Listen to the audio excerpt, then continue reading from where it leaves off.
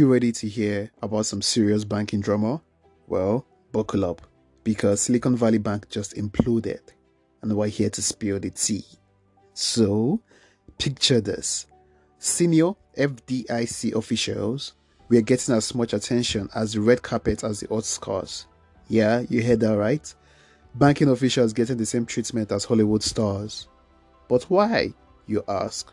Well, the federal government had to step in to backstop deposits at the Silicon Valley Bank after attempts to sell off the troubled lender failed. Uh-oh, red flag alert. You would think that this would be bad enough, but hold on to your hearts because it gets even crazier. The FDIC began an auction process for SVB. The FDIC began an auction process for SVB on Saturday, with final bids due on Sunday afternoon. And guess what? Nothing materialized. Can you believe it? So, what did they do? They had to make a move on Sunday evening to prevent a systemic contagion after the run on SVB last week. But wait, there's more.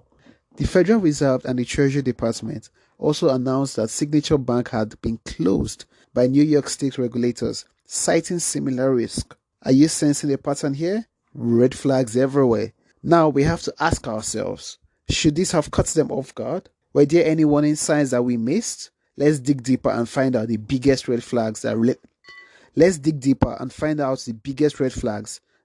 the Silicon Valley Bank downfall. So grab some popcorn and get ready for some wild banking drama because the bank that just exploded and we're here to spill the juicy details.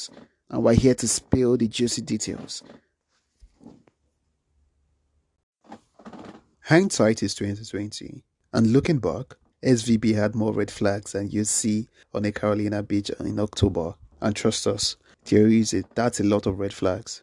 The first one is that the bank was basically underwater if it was forced to liquidate all its assets. Yeah, not a great look. And the reason for this, they invested heavily in bonds with a sizable interest rate risk. Basically, they were playing a high-stakes poker game with people's deposits.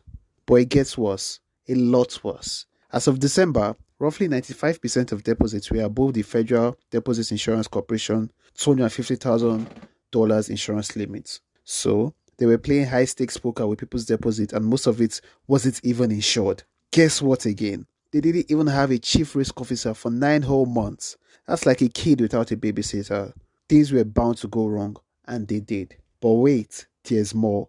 The chief administrative officer used to work for the Lehman Brothers, and we all know how that turned out. And the CEO didn't even need a CRO. Just days before the bank disclosed the $1.8 billion loss that sparked the run, a trust owned by the big boss sold $3.6 million worth of SVB shares. Talk about sketchy. Sketchy indeed.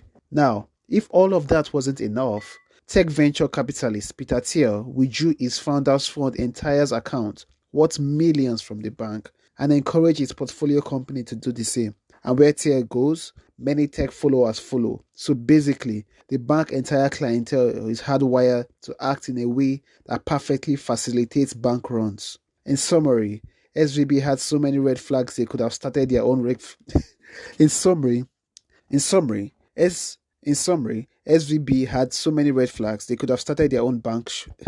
In summary, SVB had so many red flags they could have started their own flag shop, and yet no one seemed to notice. It goes to show you, sometimes even the smartest people can miss the obvious. So, let this be a lesson to all of us. Always read the fine print, even if it's boring.